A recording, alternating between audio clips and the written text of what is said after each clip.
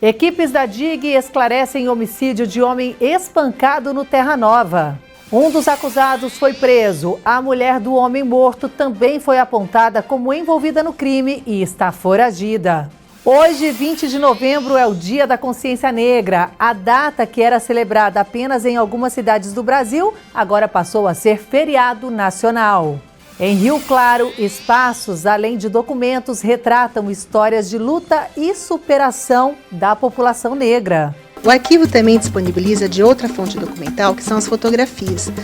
Apesar disso, o levantamento mostra que, mesmo com os avanços, ainda é preciso aprimorar a implementação da lei, que tornou obrigatório o ensino da história e da cultura afro-brasileira nas escolas.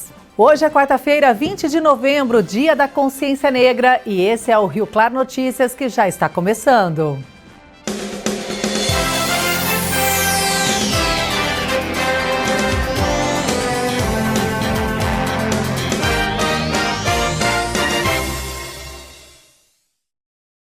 Olá, boa noite. Nós começamos falando do trabalho de equipes da Delegacia de Investigações Gerais de Rio Claro, a DIG, que esclareceram um dos homicídios registrados em Rio Claro, o do homem que foi espancado na região do Jardim das Nações, no bairro Terra Nova. Inclusive, a polícia prendeu 2 dos envolvidos. Um deles é menor de idade, tem 17 anos. Segundo as investigações, ele participou dando chutes no rosto e pauladas na vítima. O menor foi apreendido, admitiu a prática dos fatos, alegando que foi defender uma mulher. O adolescente foi encaminhado para a Fundação Casa. O outro acusado, de 22 anos, foi detido pelos policiais da DIG. A princípio, ele comandava o espancamento. Ele se manteve em silêncio, não deu declarações à polícia para se defender. Ele vai permanecer preso em Rio Claro, cumprindo prisão temporária até que as investigações sejam encerradas. E não parou por aí. A esposa do homem morto também é apontada nas investigações e está foragida. Vamos relembrar o crime que foi registrado na madrugada de 27 de outubro. Ralferson William Santos Penchina, de 36 anos, foi morto após ser espancado. Segundo as informações do boletim de ocorrência, a mulher dele relatou que os dois retornavam da casa de amigos. Ele estaria sob efeito de drogas e a agrediu. Populares que estavam na rua tentaram intervir e teriam começado então uma briga generalizada com o homem.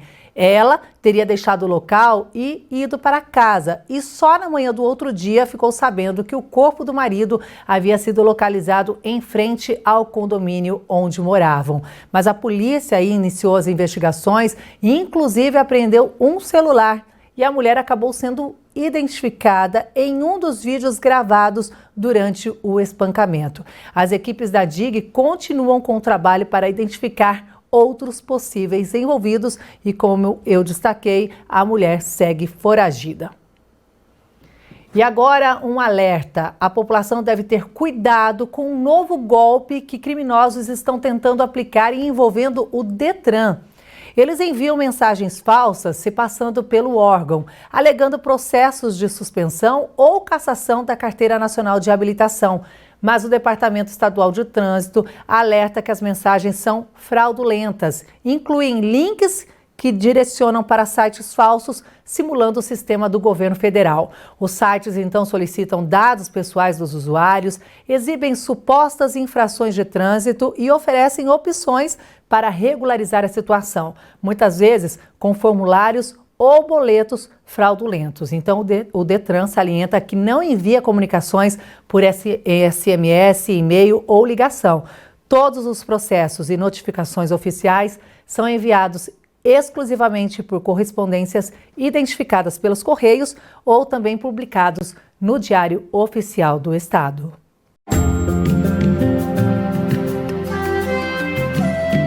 Quarta-feira de sol com muitas nuvens e pancadas de chuva à tarde. Muitas nuvens à noite, porém sem previsão de chuva. Em Rio Claro, mínima de 18, máxima de 30 graus. Em Corubataí, a mesma oscilação, mínima de 18, máxima de 30. Já em Santa Gertrudes, as temperaturas oscilam entre 19 e 31 graus. E a seguir, você vai saber da referência da população negra em Rio Claro, inclusive documentos preservados no arquivo que auxiliam pesquisadores e também contribuem para ações de reparação.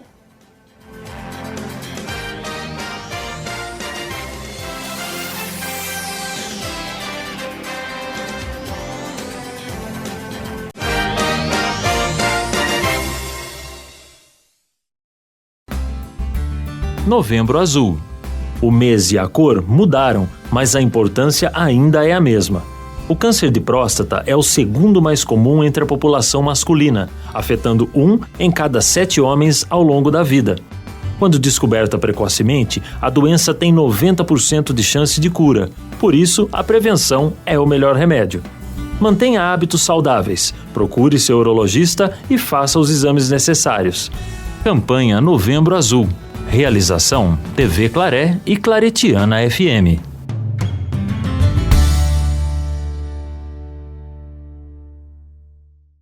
Olá, querido irmão, querida irmã, eu sou o Padre José Heitor, sou missionário claretiano e estou à frente da Prefeitura de Apostolado da província claretiana do Brasil.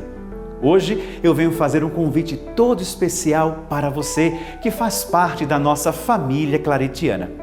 A missão que nos foi confiada vai além dos muros dos nossos colégios, dos limites das nossas paróquias. Ela se estende às periferias, a lugares onde estamos presentes com obras sociais que transformam vidas, levando dignidade, esperança e, sobretudo, o amor de Deus a muitas pessoas. Nesse momento, precisamos da sua ajuda para continuar essas obras da missão claretiana. O apoio de cada um de vocês, através de doações, seja qual for o valor, é fundamental para que possamos seguir adiante com esse trabalho tão importante de salvar as almas, como queria e sonhava Santo Antônio Maria Claret, resgatando a pessoa humana na sua totalidade, o ser humano integral. Você pode nos ajudar doando diretamente pela chave Pix solidariedade@claretianos.com.br. Anotou? Repetindo mais uma vez, solidariedade@claretianos.com.br. Contamos com você, com a sua solidariedade, com a sua generosidade, com o seu coração missionário. Juntos nós podemos salvar muitas vidas, nós podemos resgatar muitas pessoas e que o bom Deus te recompense com ricas graças e bênçãos. Você, com a sua doação, também é um missionário.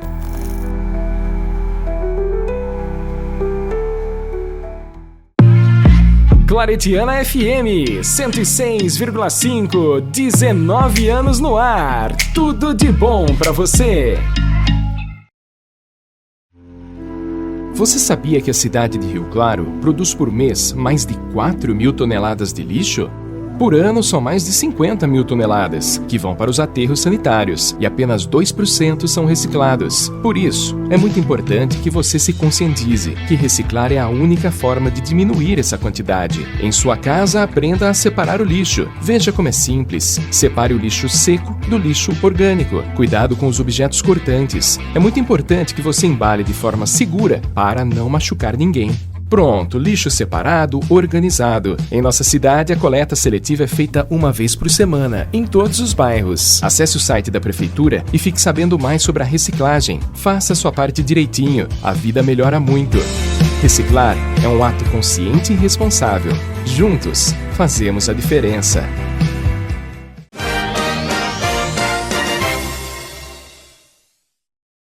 Estamos de volta e para falar sobre o dia de hoje, que é o Dia da Consciência Negra, data para refletir e valorizar a população negra que tanto contribuiu e contribui para a história e desenvolvimento do nosso país.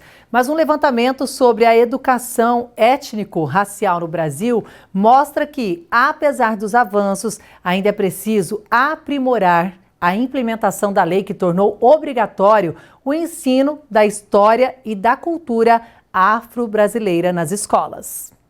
Isaac é aluno do ensino médio em uma escola pública de Brasília. Atualmente, ele participa de um projeto com mais de 1.000 estudantes que busca dar visibilidade aos trabalhos pedagógicos com temáticas das culturas africana e indígena. Mas ao longo de sua vida escolar, já enfrentou situações de racismo. Na minha infância, a minha mãe não gostava muito de eu ter o cabelo alto, muito grande, por causa de comentários que acontecia na minha escola, no fundamental.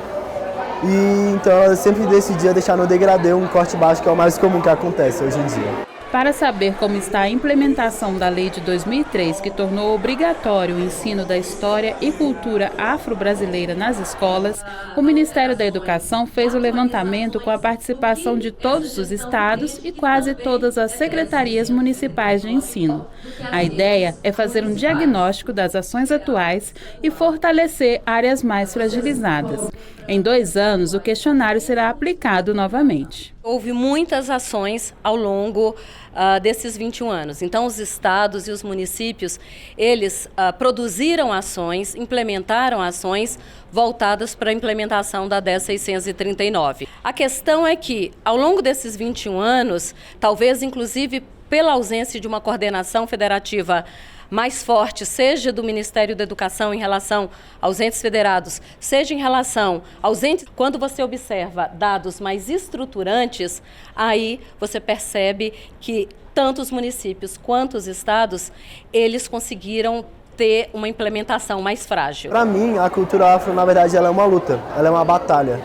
Porque desde sempre tentaram reprimir a nossa cultura, de muitas formas pelo mundo todo. Mas, apesar de tudo, a gente luta todo dia a gente faz uma batalha e a maioria das vezes a gente ganha. E o Dia da Consciência Negra é feriado nacional pela primeira vez. A data entrou no calendário oficial em 2011, mas era considerada feriado apenas em algumas cidades do Brasil. E somente no ano passado que o Congresso Nacional aprovou a lei para o dia ser comemorado em todo o país. E em Rio Claro, a população negra tem uma grande representatividade e documentos preservados no arquivo público contribuem para a reparação histórica.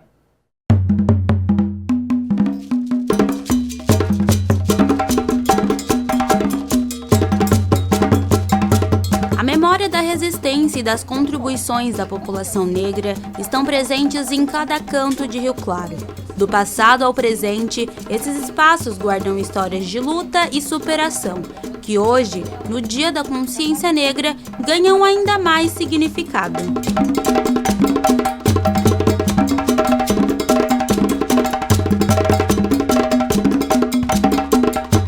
Consciência Negra é um momento que nos convida a olhar para o passado, reconhecer a resistência e principalmente celebrar as conquistas da população preta. Aqui em Rio Claro nós temos o Arquivo Público, que é o lugar onde se guardam essas memórias de resistência e de pertencimento. Eu tô aqui com a Mônica, que vai explicar um pouquinho melhor pra gente e mostrar quais são os documentos, o que nós temos aqui da comunidade preta. Mônica, explica melhor pra gente, mostra um pouco pra gente o que nós temos aqui. É sempre importante lembrar que o arquivo, ele custodia aqueles documentos que foram produzidos no âmbito do poder público, então eles comprovam essas atividades, mas eles também têm um potencial informativo que vão permitir que o pesquisador faça esses recortes temáticos. Então, em relação à comunidade negra, por exemplo, eu vou te mostrar aqui 2 documentos que nós temos, que são fontes primárias que permitem reconhecer, nesse caso, por exemplo, que o escravo Benedito, de 90 anos, né, que ele era de cor preta, ele foi casado, então tem a questão dos filhos, né? E é uma maneira de reconhecer a existência dele, né? Nós sabemos que alguns escravizados não têm o registro de nascimento, mas nós temos outro conjunto documental aqui, que são as certidões de óbito, que permitem identificar a morte dessas pessoas, né? O arquivo também disponibiliza de outra fonte documental, que são as fotografias. Nós temos esse exemplar físico aqui do Clube Recreativo Tamoio, né, que foi, eles ganharam o prédio final da década de 50 e construíram essa sede no final da década de 60. Nós temos algumas fotos em meio digital, onde a própria comunidade ergueu os tijolos, né, desse espaço e que hoje ele retomou as atividades com uma programação bastante intensa. Em relação aos tamoios também, também, nós temos esse trabalho que está publicado numa das revistas do arquivo, então é um trabalho fruto de pesquisa na documentação e que orientou a redação desse artigo, que está na revista do arquivo, né, que é uma publicação, onde a gente faz a difusão desse material. Outro documento importante que o arquivo tem também é essa implantação, essa publicação que trata da implantação da Lei 10.639, que torna obrigatório o ensino das relações étnico-raciais nas escolas públicas municipais, né, no caso, está sendo aplicado aqui.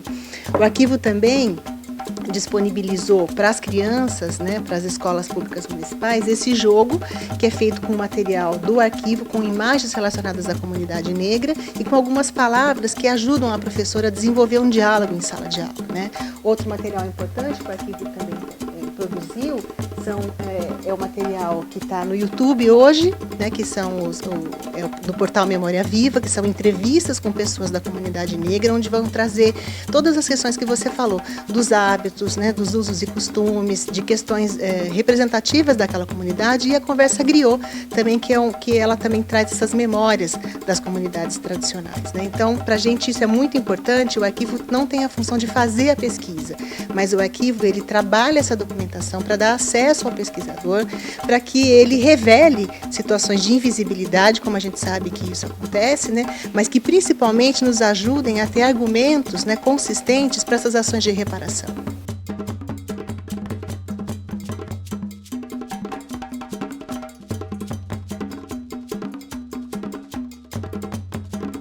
Esse documento está num conjunto documental que é maior, né, que são os processos criminais, e ele traz especialmente uma reivindicação de 19 escravos que vieram dar conta ao delegado de polícia que os direitos dito costumeiros não estavam sendo respeitados, né? Então ele vai dizer da questão do trabalho de sol a sol, ele vai reivindicar que ele gostaria de um tempo para a família. Então são questões que a gente vê que era relacionada a essa população escravizada e que esse documento reflete isso. Então não cabe a nós do arquivo fazer essa interpretação, cabe a nós disponibilizar essa fonte, né?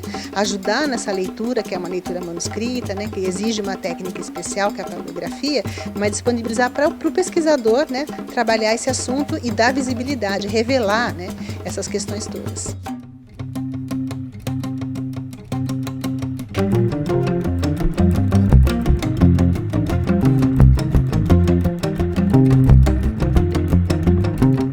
O Dia da Consciência Negra foi criado para relembrar a luta contra a escravidão, celebrar a cultura e as contribuições da população negra, além de refletir sobre as desigualdades que ainda persistem.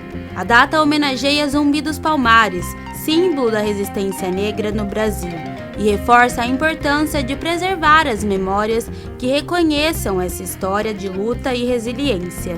É interessante a gente pensar que nesse ano do Dia da Consciência Negra, a gente vai ter uma série de eventos que estão sendo organizados, né, na comunidade ou no poder público, representativo desse dia. Então, isso também vai virar um arquivo.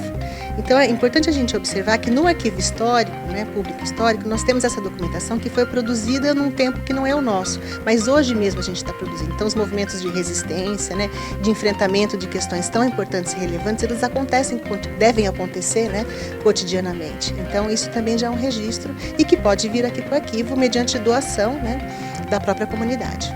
A contribuição da população negra em Rio Claro vai além das memórias de resistência.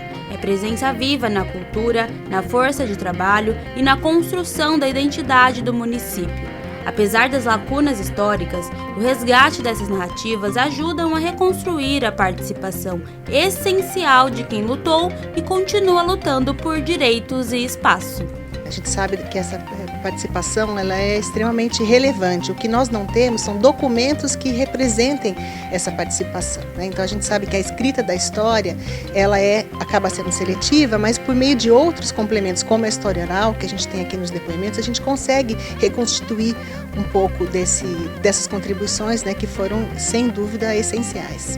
Os registros preservados no arquivo público não apenas contam histórias do passado, mas também mostram que a resistência e a luta por reconhecimento da comunidade negra continuam vivas e que o Dia da Consciência Negra é um marco para celebrarmos essas conquistas e avançarmos juntos.